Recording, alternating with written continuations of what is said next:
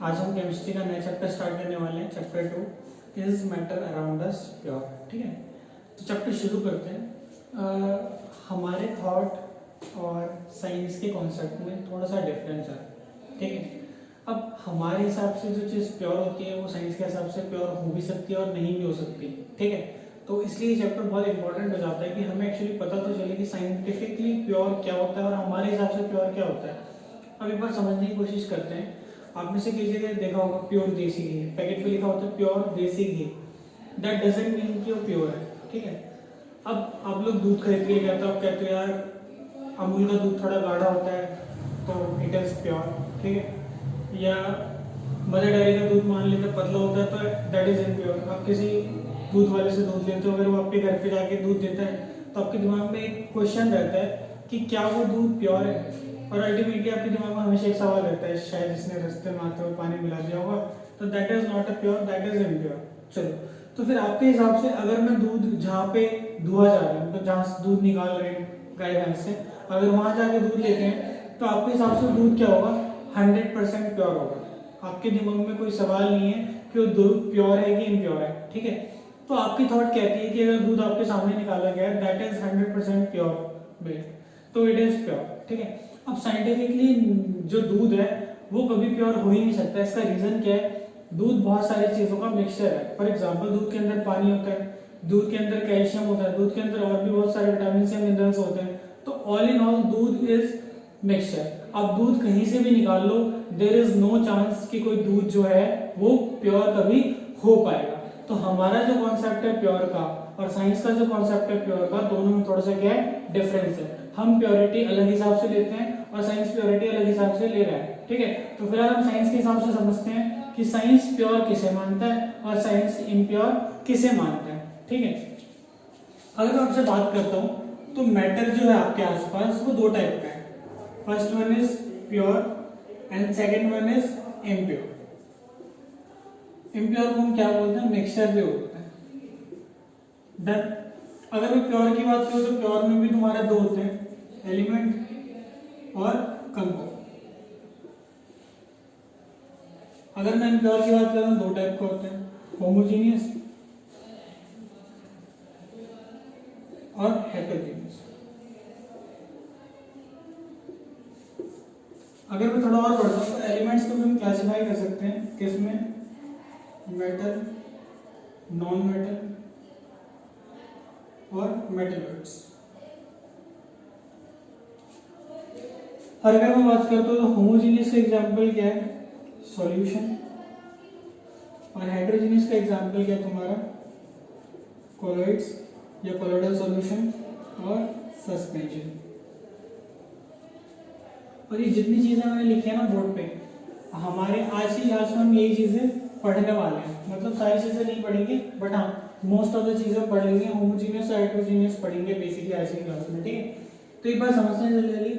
Matter क्या होता है, चीज आपको क्लियर हो चुकी है। आपने अगर ना पढ़ा हो, पहला चैप्टर ना पढ़ा तो आप मेरी वीडियोस जाके देख सकते हैं पहले चैप्टर की। मैटर मैंने बताया था क्या होता है, हर वो चीज जिसके अंदर मास और जो जगह रहती है वो क्या है? मैटर है। ठीक है, अब हम क्या करने वाले हैं, पहले मैंने एक रफली बता दिया स्केच करके कि क्या क्या चीजें हमें पढ़नी है। मैटर प्योर होता है, इम्प्योर होता है। ठीक है, प्योर मैटर एलिमेंट और कंपाउंड दो पार्ट है। ठीक है, अब एलिमेंट के भी पार्ट है, मेटल, नॉन मेटल, मेटल्स, ये वो जो आपको इसका पढ़ना है। अगली बात कंपाउंड। कंपाउंड के भी पार्ट्स होते हैं बहुत सारे, डिफरेंट टाइप से कंपाउंड होते हैं, कोई आयनिक होता है, कोई कोवेलेंट होता है, पर वो हमारे सिलेबस में नहीं है, दैट्स व्हाई मैंने उसको आगे फर्दर क्लासिफाई नहीं किया। अगर मैं इम्प्योर सब्सटेंस की बात करता हूं तो इम्प्योर सब्सटेंस को मिक्सचर भी कहते हैं और मिक्सचर को हम दोस्तों में बांट दिया होमोजीनियस और हेटेरोजीनियस। अब होमोजीनियस का एक टाइप सॉल्यूशन है, इसका और भी टाइप होते हैं, एलॉयज वगैरह भी होमोजीनियस में आते हैं। हेटेरोजीनियस का एग्जांपल हो गया कोलॉइड और सस्पेंशन। डन, तो ये सारी बातें थी जो आपको पता होनी चाहिए थी, और अब हम एक एक करके इनको पढ़ना शुरू करेंगे कि कौन सी चीज क्या है। अगर मैं सबसे पहले बात करता हूँ प्योर सब्सटेंस की, सबसे पहले हम किसकी बात करते हैं? प्योर सब्सटेंस की। डन, तो प्योर सब्सटेंस क्या है? ऐसा सब्सटेंस जो सिंगल फॉर्म ऑफ पार्टिकल से बने। ऐसा सब्सटेंस जो सिंगल फॉर्म ऑफ मैटर या सिंगल फॉर्म ऑफ पार्टिकल से बना हो, उसको हम क्या बोलते हैं? Pure substance. याद रहेगा, any substance that is made up of single particle single form of matter है, single particle, single type of particle है, सिंगल फॉर्म ऑफ पार्टिकल, उसको हम क्या बोलने वाले हैं? प्योर सब्सटेंस बोलने वाले हैं। याद रहेगा, any substance that is made up of single form of particle will be considered to be pure substance. ठीक है, तो हम प्योर सब्सटेंस में लिख सकते हैं anything that is made up of single form of particle. तो anything that is made up of single form of particle is called pure substance. ठीक है, अब प्योर सब्सटेंस का एग्जांपल में हम क्या बोल सकते हैं? दो एग्जांपल उसके, एलिमेंट और दूसरा क्या तुम्हारा? कंपाउंड। तो दो इसके एग्जांपल है, एलिमेंट और कंपाउंड। इन दोनों के बारे में हम थोड़ा लेटर डिस्कस करेंगे, चैप्टर के एंड के 2 आवर्स इसको डिस्कस करेंगे एनसीईआरटी के हिसाब से पढ़ रहे हैं। और स्टार्टअप में भी हमने इसे पढ़ लिया कि प्योर सब्सटेंस क्या है? Anything that is made up of single form of matter, जो मैटर के सिंगल फॉर्म से बना हुआ है, जो मैटर के सिंगल फॉर्म से बना हुआ है उसको हम क्या बोलते हैं? Pure substance. अगर मैं प्योर सब्सटेंस के बारे में कुछ और बताऊं तो आप प्योर सब्सटेंस को उसके कंस्टिट्यूएंट में अलग अलग नहीं कर सकते। फॉर एग्जांपल, अगर मैं आपको पानी दे दूं, मैंने आपको क्या करा? पानी दे दिया। पानी का सिंपल क्या? Chemical symbol H2O। क्लास 9 में आप लोगों ने पढ़ा, क्लास 9 में इस साल आप पढ़ोगे या बचपन में 8th क्लास वगैरह में पढ़ा होगा, जैसे ये H2O है, ये CO2 है। अब अगर मैं आपसे बोलता हूँ CO2 में जो O है वो क्या होना चाहिए? कैपिटल। अब एक चीज ध्यान से सुनो, अगर मैं आपसे बोलता हूँ कि आप वाटर में से हाइड्रोजन अलग कर दो और ऑक्सीजन अलग कर दो, तो आप उसे अलग नहीं कर सकते। आप हाइड्रोजन और ऑक्सीजन को अलग नहीं कर सकते। तो प्योर सब्सटेंस को उसके कंस्टिट्यूएंट पार्टिकल्स में अलग नहीं किया जा सकता। प्योर सब्सटेंस को उसके कंस्टिट्यूएंट पार्टिकल्स में अलग नहीं किया जा सकता। देखो, एलिमेंट में अलग करने का तो कोई सवाल ही पैदा नहीं होता, क्योंकि एलिमेंट अगर मैं आपसे बोलूं H2, ये एक तरह से एलिमेंटल फॉर्म की है, मतलब मॉलिक्यूल है, लेकिन ये हाइड्रोजन का मॉलिक्यूल है, इसमें सिर्फ हाइड्रोजन ही है। अगर आप इसे ब्लड से मिलकर अलग कर भी लोगे तो क्या निकालोगे? हाइड्रोजन ही तो निकालोगे ना। समझ रहे हो मैं क्या कर रहा हूँ? मैं कह रहा हूँ आपने लोहे को तोड़ ताड़ के उसके अंदर से कुछ निकालो तो निकलेगा तो लोहा ही। ऐसा थोड़ी लोहे को तोड़ ताड़ के आप सोना निकाल लो। अगर प्योर एलिमेंटल फॉर्म में लोहा लोगे उसको कितना ही तोड़ोगे तो निकलेगा क्या? लोहा ही निकलेगा। तो यहाँ पर भी क्या है कि हाइड्रोजन के अंदर हाइड्रोजन ही तो है, तो आप कुछ भी करोगे तो क्या निकालोगे? हाइड्रोजन ही निकालोगे। मतलब वो अलग अलग कंस्टिट्यूएंट में ब्रेक डाउन नहीं हो सकता। हाइड्रोजन जो है वो प्योर एलिमेंट है, वो अलग अलग पार्ट्स में ब्रेक डाउन नहीं हो सकता।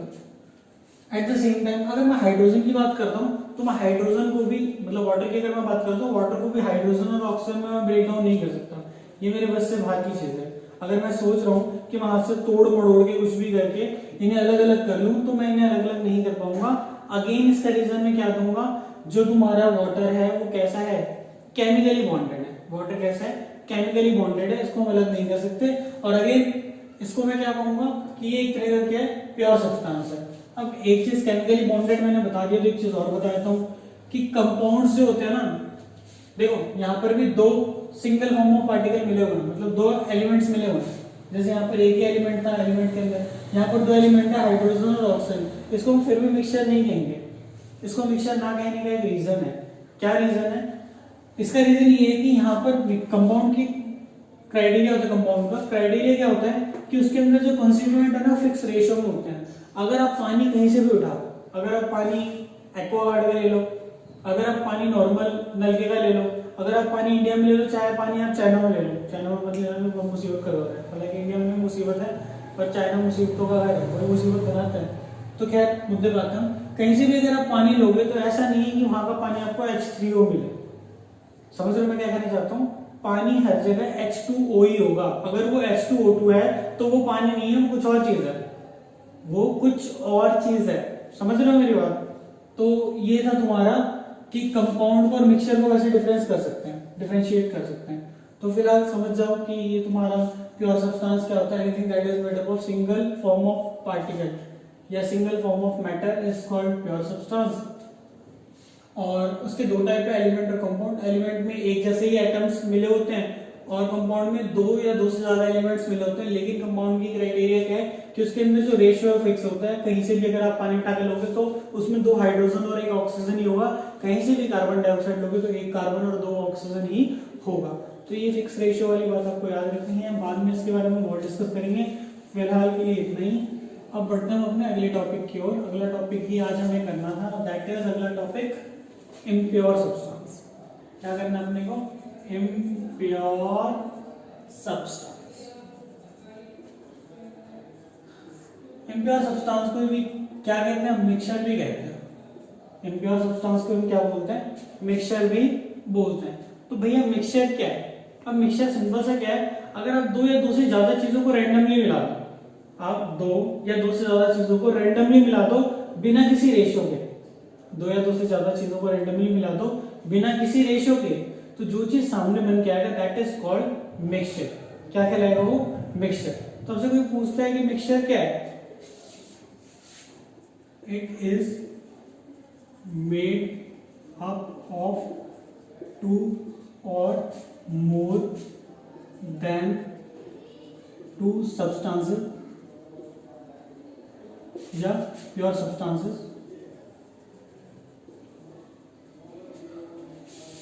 not in a fixed ratio। तो भैया अगर रेशियो फिक्स होता तो कंपाउंड जाता, अगर रेशियो फिक्स नहीं है तो क्या हो जाएगा तुम्हारा? मिक्सचर। ठीक है। नेक्स्ट पॉइंट ये कि हम कंपाउंड को अलग नहीं कर सकते थे, अपन मिक्सचर को हम अलग कर सकते हैं। और इस चैप्टर में मिक्सचर को अलग करना सीखेंगे कि अलग अलग मिक्सचर को अलग अलग करने के लिए हमारे पास क्या स्ट्रेटजीज हैं।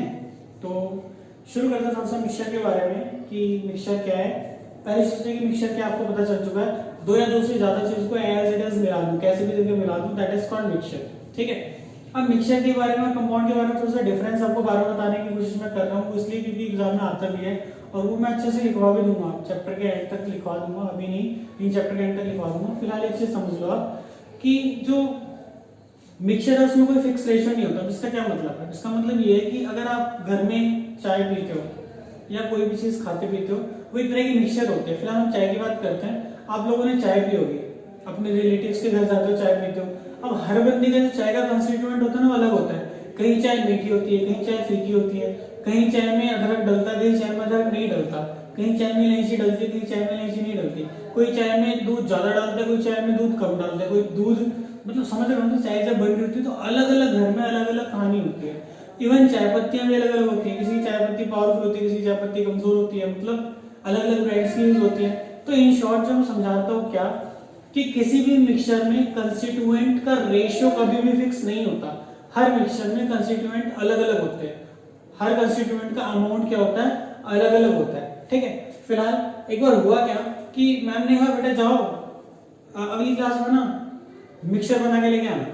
मैम ने होमवर्क दिया कि अगली क्लास में जब आप आओगे ना तो मिक्सचर बना के ले आना। तो एक भाई और एक बहन, दो थे, लेट्स से भाई था बंटी और बहन थी बबली। तो जो बंटी था ना वो बड़ा आलसी किस्म का था, तो वही बंटी सो गया आराम से रात में बिना मिक्सचर बनाए।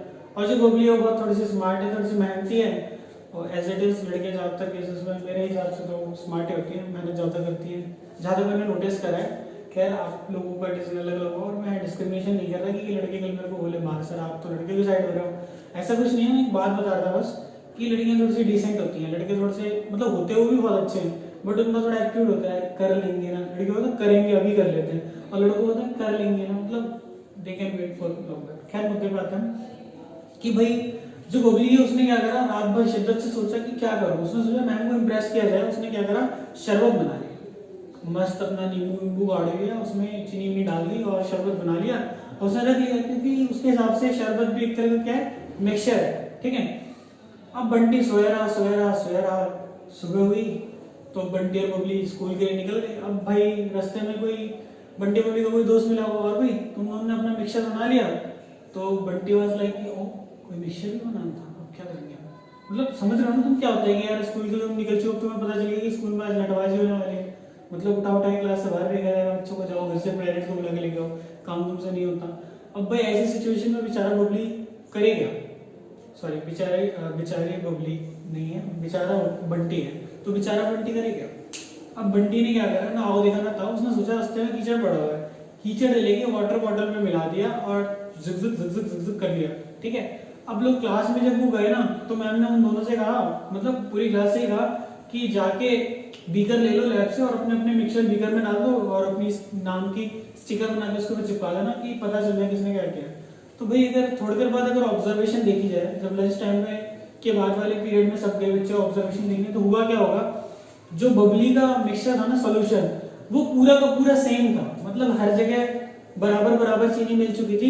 ऐसा नहीं लग रहा था कि चीनी ऊपर बैठा हुआ है, चीनी नीचे बैठी हुई है, ऐसा कुछ नहीं था। मतलब चीनी वाज यूनिफॉर्म थ्रो। ठीक है। अगर मैं बंटी के सॉल्यूशन की बात करूं तो आप समझ सकते हैं, थोड़ी जैसे जैसे जैसे टाइम बीतता है वैसे वैसे जो मिट्टी की मात्रा वो नीचे की तरफ को बढ़ने लगती है, ऊपर की तरफ को मिट्टी की मात्रा क्या हो जाती है, कम हो जाती है। या इन शॉर्ट में बोल सकता हूँ कि मिट्टी हर जगह इक्वली डिस्ट्रीब्यूटेड नहीं है, इक्वली डिस्ट्रीब्यूटेड नहीं है। अगर मैं एक बार बात करूं दोबारा से, तो अगर मैं मिक्सचर बनाने की बात करता हूं, तो जो बंटी ने बनाया था और जो बबली ने बनाया था, बंटी का क्या था तुम्हारा सैंड सॉल्यूशन और बबली का क्या था शुगर सिरप। बेटा ये शुगर सिरप कुछ हाई फाई वर्ड नहीं है, शरबत को शुगर सिरप कहते हैं। अंग्रेजी लोग अंग्रेजी में बात करते हैं ना। फिलहाल मुझे करनी पड़ रही है क्योंकि आपके स्कूल वाले करेंगे और आपको मैंने नहीं बताया, सर जी आपने कुछ और बताया, स्कूल कुछ और बता दिया। खैर अब ये मेरा चश्मा नहीं है टूटा फूटा, मुद्दे का आता है। अब मुद्दा यह था कि अगर मैं सैंड सॉल्यूशन की बात करता हूँ तो इसमें जो पार्टिकल्स थे कहते थे नॉन यूनिफॉर्मली डिस्ट्रीब्यूटेड, और यहां पर पार्टिकल्स कहते थे यूनिफॉर्मली डिस्ट्रीब्यूटेड। याद रहेगा। तो मतलब सैंड सॉल्यूशन में क्या था, कहीं पर पार्टिकल ज्यादा था, कहीं पर पार्टिकल कम था। अगर शुगर सॉल्यूशन की बात करता हूँ या शुगर सिरप की बात करता हूँ तो हर जगह यूनिफॉर्मली डिस्ट्रीब्यूटेड था। तो इन्हीं चीजों को हम क्या बोलते हैं कि मिक्सचर दो टाइप का हो सकता है, first one homogeneous and second one heterogeneous. ठीक है। तो होमोजेनियस मिक्सचर क्या होता है, अगर मिक्सचर कंप्लीटली मिक्स हो चुका है, मिक्सचर क्या हो चुका है, कंप्लीटली मिक्स हो चुका है, कहीं पर भी विजिबल बाउंड्री ऑफ सेपरेशन क्या है, नहीं है। पहले तो समझो यूनिफॉर्म का क्या मतलब होता है। अब सभी ने सुना ना यूनिफॉर्म, आज स्कूल यूनिफॉर्म में नहीं हो, इसका क्या मतलब होता है, यूनिफॉर्म का मतलब एक जैसा। यूनिफॉर्म का क्या मतलब होता है, एक जैसा। अगर सारे के सारे सफेद शर्ट पहन के चले जाए ना स्कूल तो they are in uniform. Uniform मतलब सफेद ऐसा नहीं कि एक के सफेद पे फूल बना हुआ है, एक के सफेद पे पत्ते बने हुए हैं, सबके पे एक जैसे डिजाइन हो, that will be called uniform. तो यूनिफॉर्म का मतलब होता है एक जैसा। ठीक है। तो होमोजेनियस का मतलब होता है यूनिफॉर्म कंपोजिशन, मतलब हर जगह क्या हो, एक जैसा। ठीक है। और हेटेरोजेनियस का मतलब क्या है, नॉन यूनिफॉर्म कंपोजिशन, कहीं पे ज्यादा कहीं पे कम। डन। तो यहां से अगर मैं बात करता हूं मिक्सचर की, तो पहला मिक्सचर अपना क्या है, होमोजेनियस मिक्सचर। और ये होमोजेनियस नहीं बेटा, होमोजेनियस है, किसका मोमोज सुनाई दे रहा हो, ये भी एक साइड इफेक्ट है लॉकडाउन का, होमोजेनियस मिक्सचर। अगर आपसे कोई पूछता है होमोजेनियस मिक्सचर क्या है, तो आप क्या बोलोगे, mixtures having uniform composition throughout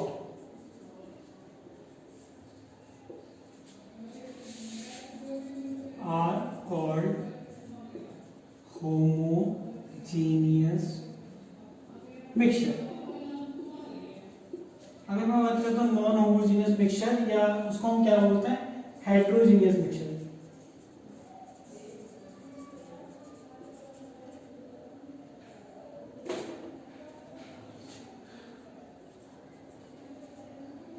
अगर आपसे पूछता है हेटेरोजेनियस मिक्सचर क्या है, mixtures having non uniform composition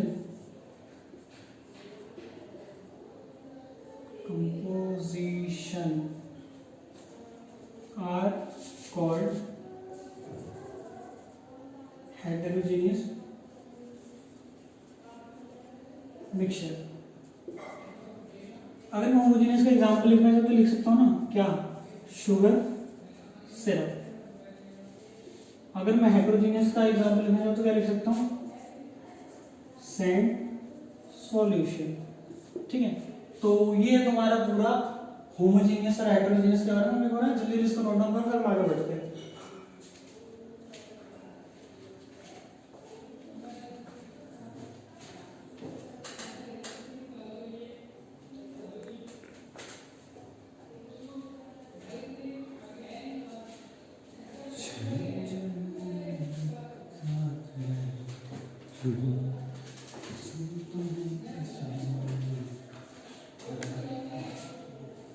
करिए वो होपफुली आप सभी ने ज़्यादा कुछ नहीं करना आज की क्लास में, बस एक बार कंपैरिजन करना है होमो वर्सेस हेट्रो का। ये क्या है होमो, क्या है हेट्रो। तो let us start the comparison homo versus hetero. ठीक है, मतलब होमोजेनियस हो तो यहाँ लिख लेते हैं हम होमोजेनियस और यहाँ लिख देते हैं हम heterogeneous.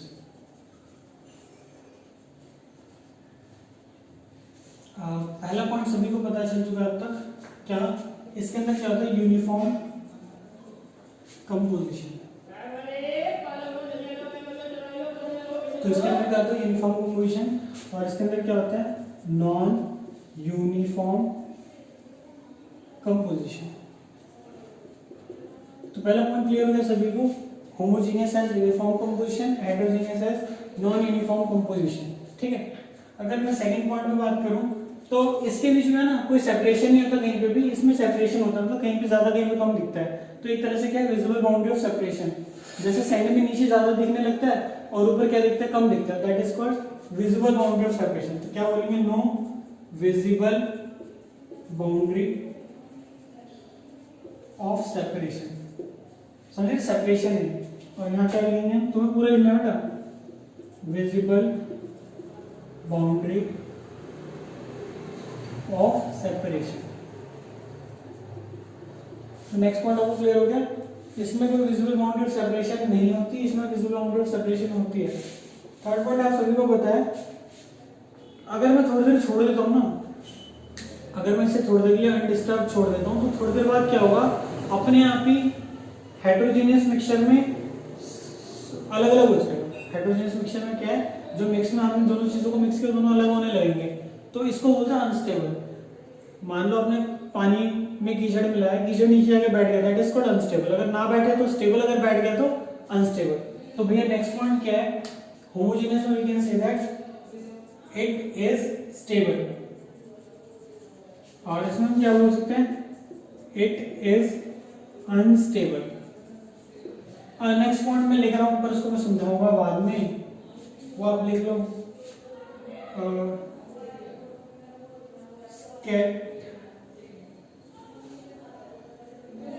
Do not scatter beam of light।